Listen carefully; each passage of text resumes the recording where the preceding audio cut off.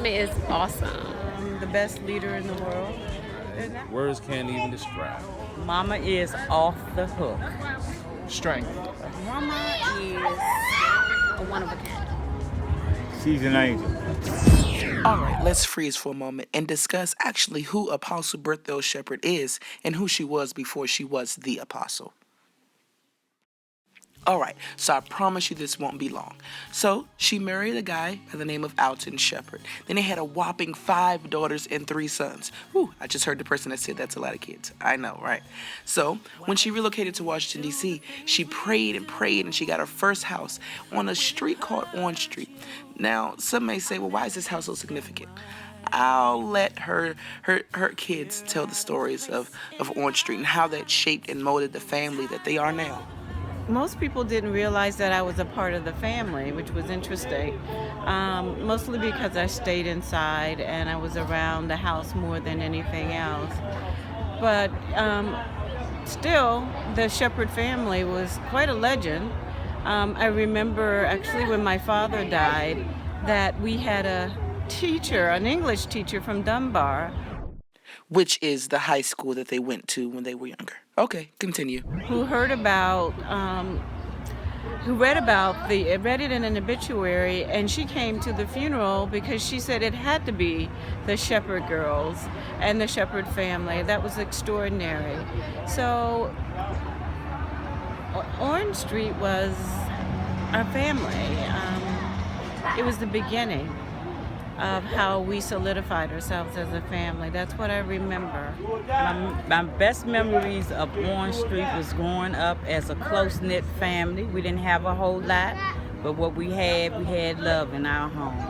Street was wanting to get up on the top dresser in my mom and dad's room, thinking that there was some candy up there that looked like chocolate, but happened not to be just chocolate. It happened to be X-Lac. And I got the worst whooping of my life, and it was an upside down whooping. And my mom came in the room and told my dad, Al Jr. dropped my baby. When we was living on Orange Street, the people that lived next door to us thought that because Mom had a lot of children, that her house would be just tore up from the floor up. And when they came in and saw how neat and order and nice everything is in the house, they told my mom that, you know, I have to confess that I thought your house would be messed up. You have all these children. And Mama's response said, I trained my children and I disciplined my children not to tear our mess up. I remember when I had a dog named Blackie, and I used to try to sneak him in the house. Mama said, don't bring that dog in the house. But yet and still, every night when she was working at Hot Shop, the dog Blackie would go and meet her at the bus stop and walk her home. In fact, my dog Blackie and Mama became the best of friends because he stopped a robber from snatching her pocketbook. And ever since then, I caught my mother feeding them, and every time the dog pound would come around, she would say, run through the house, Blackie, run through the house. And she would let him in.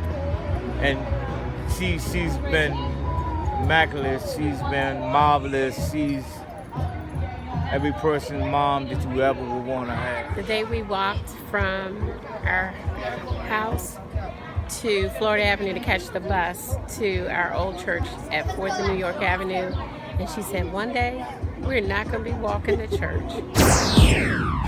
It's funny that Aunt Judy would bring up church. You know, I heard some pretty interesting stories on what happened in the Shepherd's family house when it was time to prepare for Sunday morning. Let's take a look at these stories. I was never allowed to miss one day from church. Saturday nights was preparation for Sunday. She pressed our hair, we put out our clothes, she made sure my socks was out. If you came through our house on Saturday, it would smell like hair grease and anointed, I guess, because we spent most of Saturday preparing for Sunday. To wash your hair early Sunday, because you know, them bobos. And a hot comb, oh my God. And then She used to put that water on your head and comb that drum for 4 centimeters. Yes. One thing I remember about Orange Street was the holidays. Easter and Christmas, Grandma always dressed me, Donita, and Lonetta alike. Easter, we all had on sailor dresses. And Christmas, we all had on velvet dresses. Love you, Grandma. Kids, kids, kids. Well, how the Shepherd family is filled with lots of kids. So, time for a fun fact. Grandma has exactly 14 grandkids, 22 great-grandkids, and 2 great-great-grandkids. Man, our family is popping.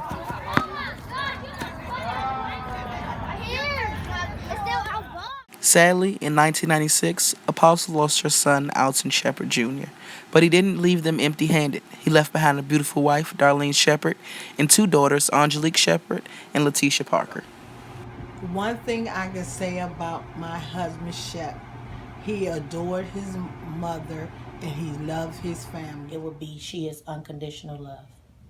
From the time I was married into the family until I got married myself and had my own kids, she always treated us like we were her blood.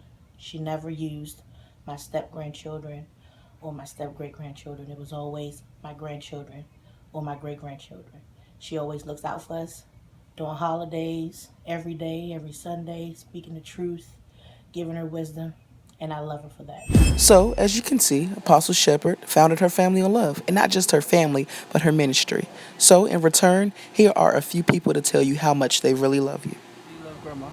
I love her with all my heart. Words can't even describe it.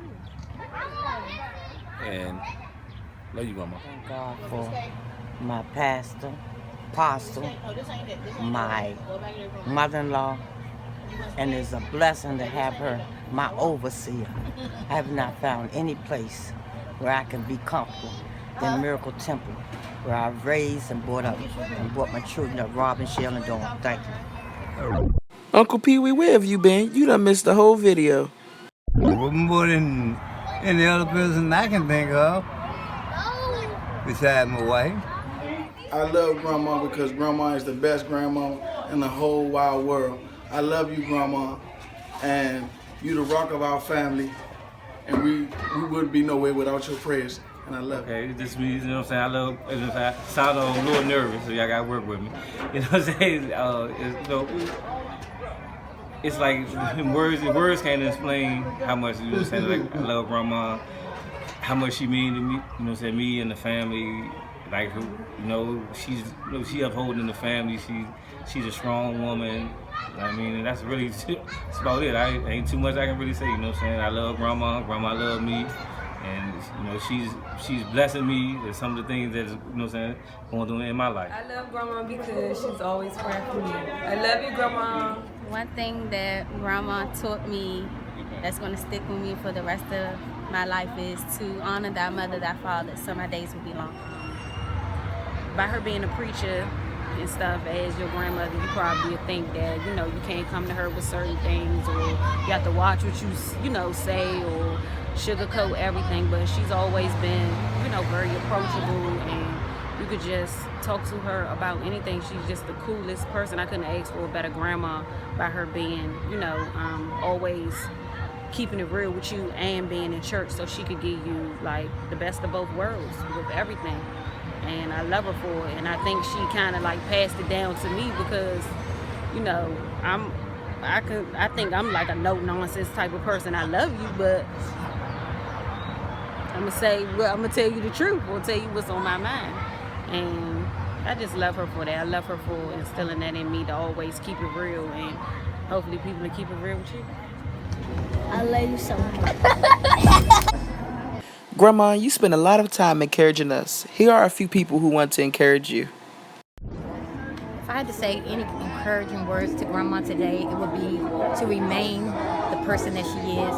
Her strong integrity and her ability to not compromise have really inspired me, and I love that about her. I mean, you don't have to always be boisterous with what you stand for.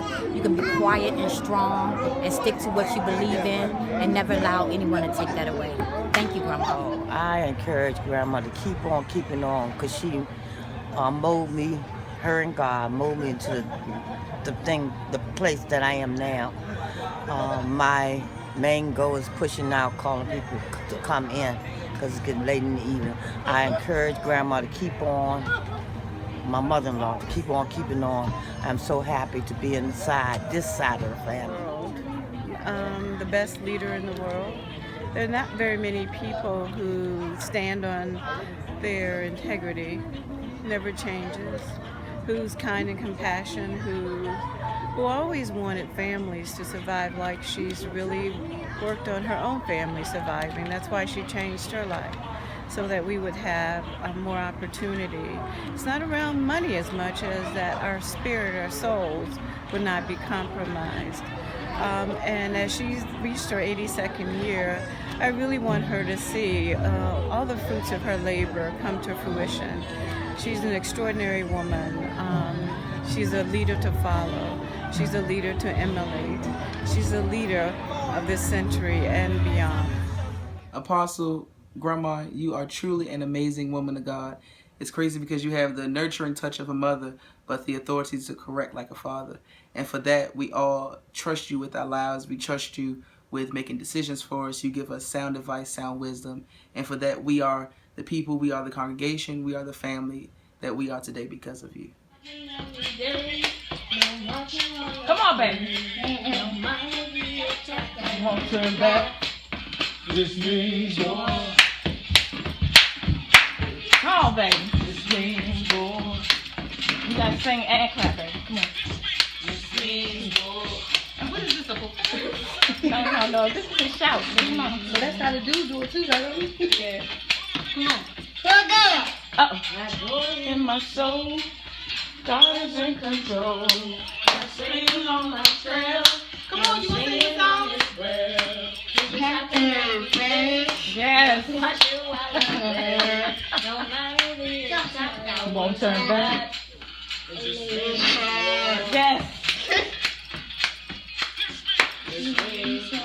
Yes. You won't hold the mic up here. He need a wireless mic. Yeah, he need wireless. Okay, be careful. Oh, here come our pot, baby. Look.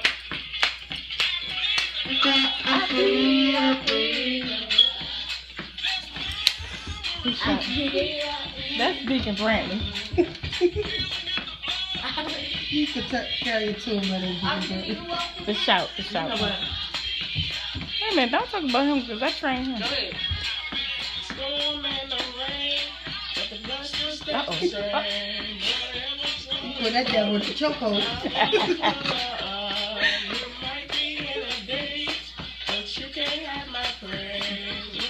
You gotta get crazy. He's walking the spirit. Yeah. War. Come on, baby. You gotta get crazy. Forget the singing. This means war. This means war. Have my family. You can have it. Go ahead. Wait, I missed that part. You can't have my, you can't, I please. You gonna say it? God love. Just in case they know.